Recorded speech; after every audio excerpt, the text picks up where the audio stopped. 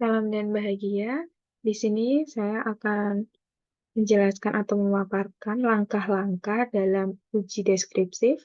Nah, di sini kita kan sudah mempunyai data responden yang dimasukkan ke dalam Excel.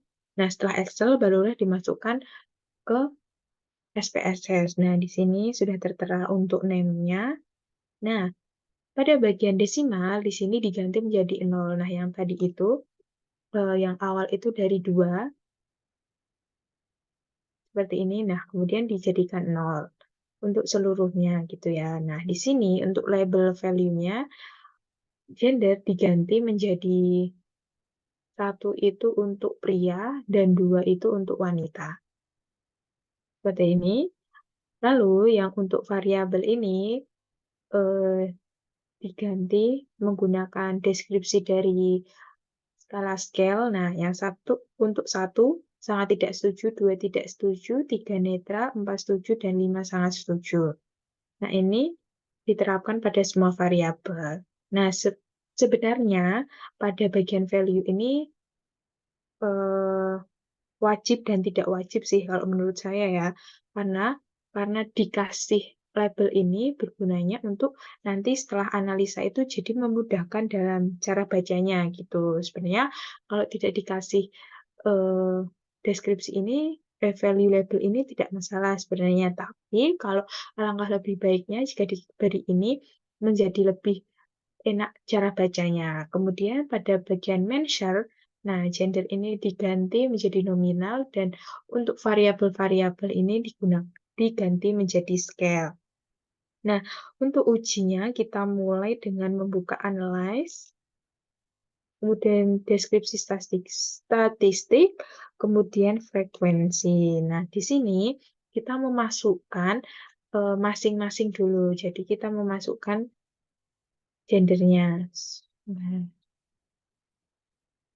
Nah, gender, kemudian dimasukkan ke kolom sini. Nah, kemudian langsung di OK. Nah, nanti langsung muncul datanya. Kemudian eh, kita uji lagi variabel yang total. Nah, kemudian buka juga seperti yang tadi, frekuensi. Nah, di sini yang kita masukkan itu variabel totalnya. Misal dengan total BA, kita masukkan, kemudian total BS, kemudian total BE belum masuk, kemudian total BE, nah seperti ini. Kemudian langsung eh, di OK gitu ya.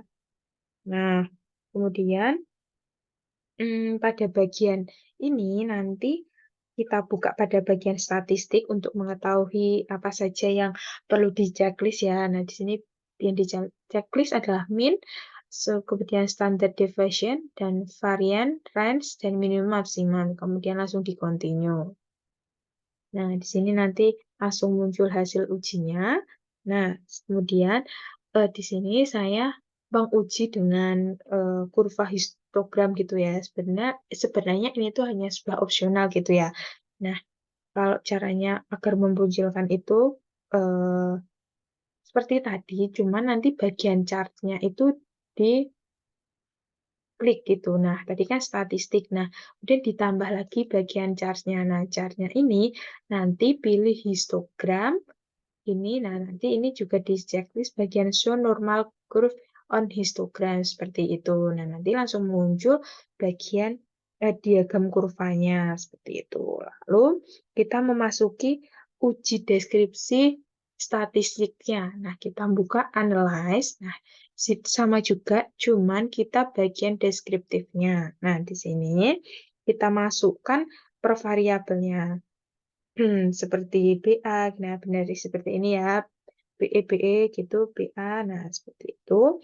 Kemudian lalu dibuka bagian option. Nah, ini untuk mengetahui apa saja yang akan dimunculkan atau yang akan diuji gitu ya. Nah, ini yang di checklist bagian ini, bla bla bla bla, min, kemudian continue. Nah, nanti langsung ada hasilnya. Nah, kemudian eh, kita uji per variabel. Nah, di sini kenapa diuji per variabel atau per item? Itu gunanya untuk melihat kita cara bacanya lebih mudah gitu. Nah, sama juga analyze. kemudian deskripsi statistik, kemudian sebentar, frekuen. Nah, kemudian masukkan per itemnya seperti ini. Nah, contohnya, nah BE1, BE2, BE4 sampai BE5 dimasukkan gitu. Nah, ya kan? Nah, kemudian baru di oke lagi. Nanti di sini sudah muncul ada statistik yang menjawab tidak setuju itu ada berapa, kemudian skala netral itu ada berapa gitu. Kemudian hasilnya seperti ini. Hmm. Uji dari awal tadi sampai akhir. Nah, nanti akan muncul seperti ini. Nah, yang saya maksud di awal tadi, bagian saya menggunakan deskripsi histogramnya. Nah, histogramnya seperti ini. Sebenarnya ini hanya opsional ya, namun saya memakai juga, tapi ini hanya keinginan saja mau menggunakan ini atau tidak, seperti itu.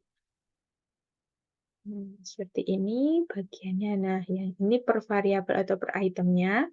Nah, yang menjawab setuju ada berapa, kemudian nah ini untuk variabel BE-nya atau brand experience-nya, kemudian pada bagian brand attachment-nya yang menunjukkan skala tidak setuju itu ada berapa, seperti itu. Nah, selanjutnya seperti ini.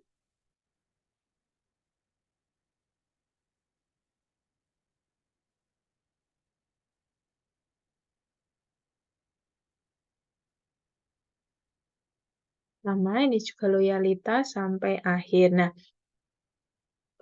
pengujian ini tadi yang di akhir itu dimasukkan semua variabelnya gitu sampai brand loyalitas gitu. Baik, sekian dari saya, kurang lebihnya mohon maaf. Wassalamualaikum warahmatullahi wabarakatuh.